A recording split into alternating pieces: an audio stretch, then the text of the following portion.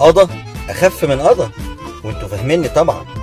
الزملكاويه زعلانين اكيد، بس من جواهم متاكدين ان الفرقه دي بالقايمه دي بالعروض دي على مدار الموسم ما قدمتش ماتش واحد عليه القيمه. فالنتيجه الطبيعيه هي ايه؟ دوري صفر، افريقيا صفر، بطوله عربيه صفر، كاس مصر صفر. طيب مؤمن كان وحش فمشي، ومحمد حلمي كان وحش فمشي، وإناسيو كان وحش فمشي، وطبعا طارق هيطلع وحش وهيمشي. ومع كل واحد فيهم بيمشي وبيجي اللي بعده، العروض نفس العروض، والمستوى هو المستوى، والنتائج هي. مين اللي ما اتغيرش طول الموسم؟ ايوه سامعك يا فاهم يا اللي قاعد ورا، الجمهور اللي اكيد بيتفرج غلط، مش الاداره ولا اللعيبه خالص. ونفهم ايه من الاجابه دي؟ طبعا ولا حاجه، دي مجرد معلومه ملهاش اي اهميه على الاطلاق، اي كلام فني ملوش اي لازمه. الموسم خلاص خلص، والزمالك كسب 4 اصفار، كل صفر فيهم قد كده، والصفر الخامس بجدارة واستحقاق لكل لاعب في القايمة عن مجمل أعمالهم طول السنة. يعني لو عايز تسمع كلام تحليلي ممكن تشوف تحليل أي ماتش من بداية الموسم لغاية النهاردة، هتلاقي الكلام هو الكلام، واللعيبة هي اللعيبة. الفرق الوحيد اللي ممكن تلاحظه كل كام فيديو هو تغيير صورة المدير الفني. الزمالك بيلعب ب3 في نص الملعب كلهم شبه بعض، ومش عارف يمسك نص الملعب، ده كلام جديد.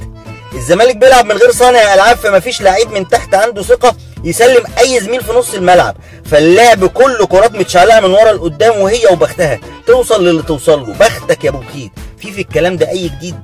الزمالك طول ال 95 دقيقه بيوصل مرتين بس، في جديد؟ مفيش اي جمله او استفاده من اي ضربه ثابته طول الموسم، مش النهارده بس. في اي مفاجاه في الكلام ده؟ مفيش لياقه، مفيش روح، مفيش رغبه، مفيش شخصيه، مفيش. اظن كلام مكرر.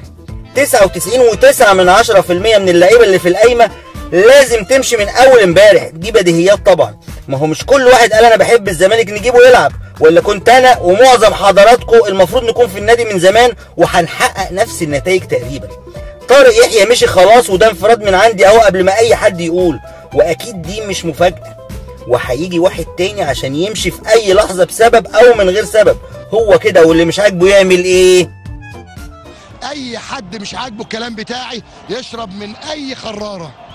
عاوزين الحق، الخساره النهارده كانت حتميه ومتوقعه. ما هو مين عمل ايه جديد في اي حاجه عشان الدنيا تتغير فجاه في ظل نفس الدايره اللي بندور فيها من سنتين وزياده؟